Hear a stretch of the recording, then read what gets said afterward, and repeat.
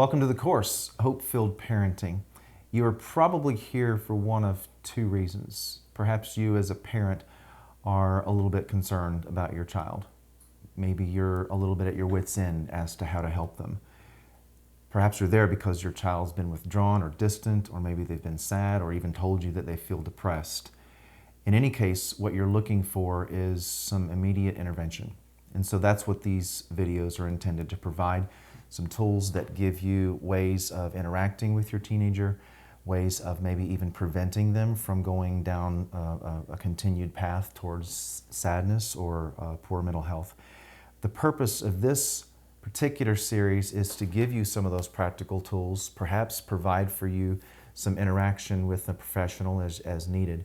But I want to say this as well, because this is such a serious topic, that if you feel like your child needs professional intervention, face-to-face contact with someone who specializes in adolescent care, I want to encourage you to take that step also. You certainly can learn a great deal of information from videos, but if you feel like that's not the level of support that you need, then I would encourage you to take that step forward and to seek that additional care. But before we take a look at your teen, let's take a look at you. Because what I want to talk to you about right now is I want to talk to you about 3 authority scales. I'm going to mention them briefly. You'll hear these mentioned again throughout the course. I want to talk to you about 3 different scales that I think every parent is on, whether you know it or not. The first scale is authoritarian versus passive. Now, this is pretty much a continuum, a range of extremes. In other words, I don't think that either one here serves the family very well. Authoritarian basically is you're all up in your child's business. Passive is their stuff is none of your business. So you're either completely hands-on and in a power sort of way, or you're hands-off and they're kind of just doing what they want to. So that's one extreme that you have to take a look at and make sure that you're not exercising either extreme on that. That's a type of leadership style. And neither of those styles is effective when it comes to parenting, neither authoritarian nor passive. The second style that we're going to look at is something that we're actually going to unpack in this series more in depth in a later video. All right, it's parental versus influential. This is probably one of the most useful tools that I have in my practice with parents, that they find it to be useful because it helps them understand where they are on this particular scale. In other words, I think small children need to be parented, but I believe that at some point in their emotional and in their psychosocial development, there needs to be more of an influential approach and less of a parental approach. We'll put this on a scale. We'll look at it in more detail later, but I just want you to be aware that I think both here is important, but that really depends on the maturity level of your child. The third scale I want you to consider with me is your conflict style, and that would be a values-based versus power-based conflict. So in other words, a values-based conflict is something that is for the child's better or for the child's greater good. A power-based is really more about the parent. It's about the parents exercising authority and power over the child. And I don't believe that a power-based conflict style has any real bearing on parenting. It certainly is not something that's helpful. Listen, kids don't mind extreme sports, but they really don't like extreme parenting. And so one of the things that we have to do is we've got to make sure that we're providing something that our kids need, even if they don't know that they need it. So this first video, we're talking about this. We want to make sure that we provide our kids a vision of a compelling future. So I don't know that I knew this a long time ago, but I figured this out a few years ago when I led a youth group of teenagers and asked the question, what are you afraid of? And I was shocked by their answer. I couldn't believe how many of these kids told me they were afraid of graduating from high school. And I was like, what do you mean you're afraid of graduating from high school? 30 years ago, that's all we could think about. Everybody, in fact, some of us were leaving a little too early. But we couldn't wait to get out of high school because we wanted to get into the real world. But they all kind of went around the table and said, yeah, we're kind of afraid of that because it's just a scary place to be growing up and having to take on your own responsibilities. I thought it was great that they knew that about themselves, but I thought it was a sad statement on what that particular generation said about themselves. In other words, they felt like becoming an adult was just too scary of a thing. They had trouble envisioning a compelling future for themselves. They say that we are the summation of the 5 people we spend the most time with.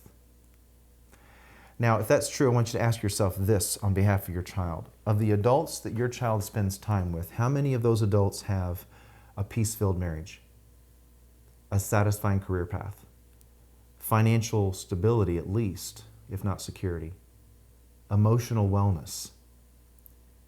Of the adults that your teens spend the most time with, is anyone talking to them about their future plans? Is anyone helping them explore a career path? Is anyone giving them a safe place to talk about what they see in their future without judging or correcting or telling them that they're crazy? Who's taking them to work? Who's showing them how to envision a compelling future for themselves?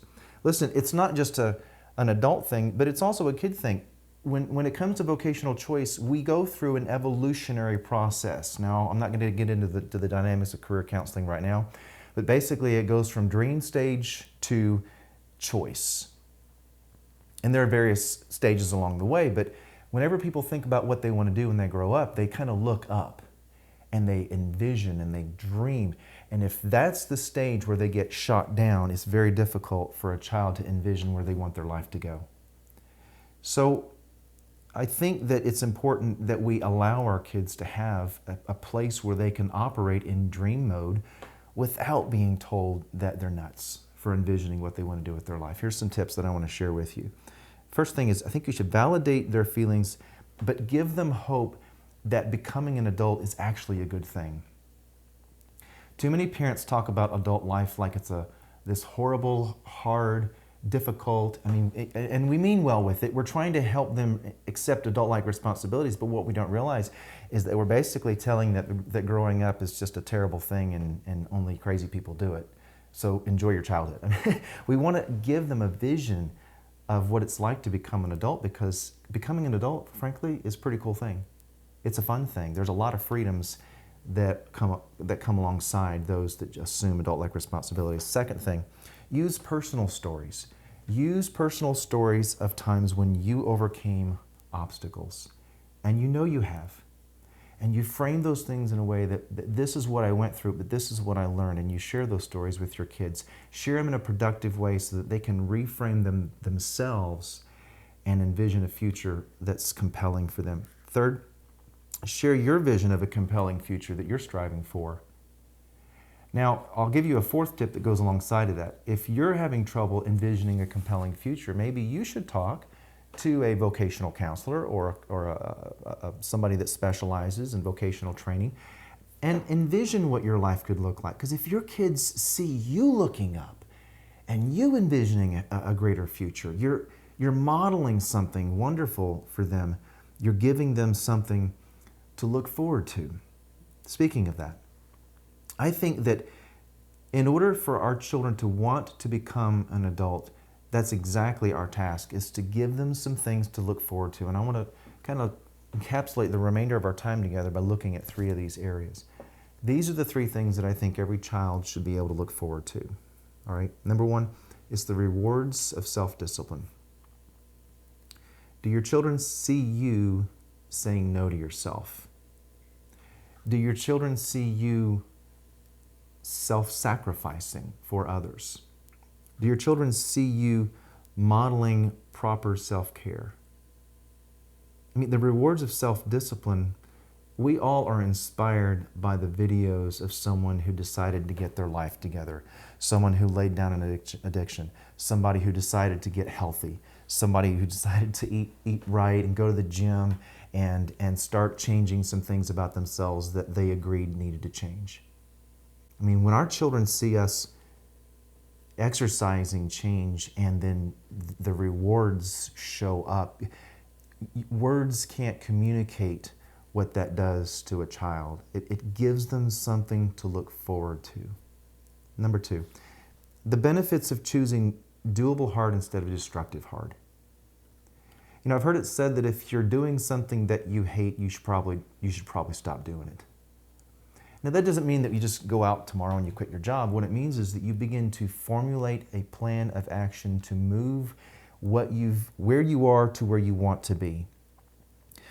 The benefits of choosing doable hard means that you're now doing something that you see growth, that you see areas of change and maturity, The opposite of that is to do something that you audibly and vocally despise, and then you communicate that to your child. They're watching, they're taking notes. I really believe that a lot of our mental health issues in our country with our teenagers is because their parents talk about their own lives in such destructive ways that, well, it's no wonder that our kids are afraid to grow up. You're capable of more. You're capable of so much more. And when your kids know that you believe that, it changes their lives as well. So here's the third one that I really have to emphasize, because to me it's probably the most important of the three. Something that your child has to be able to look forward to. It's your unconditional approval. Love your teen for who they are, not what they do or what they don't do.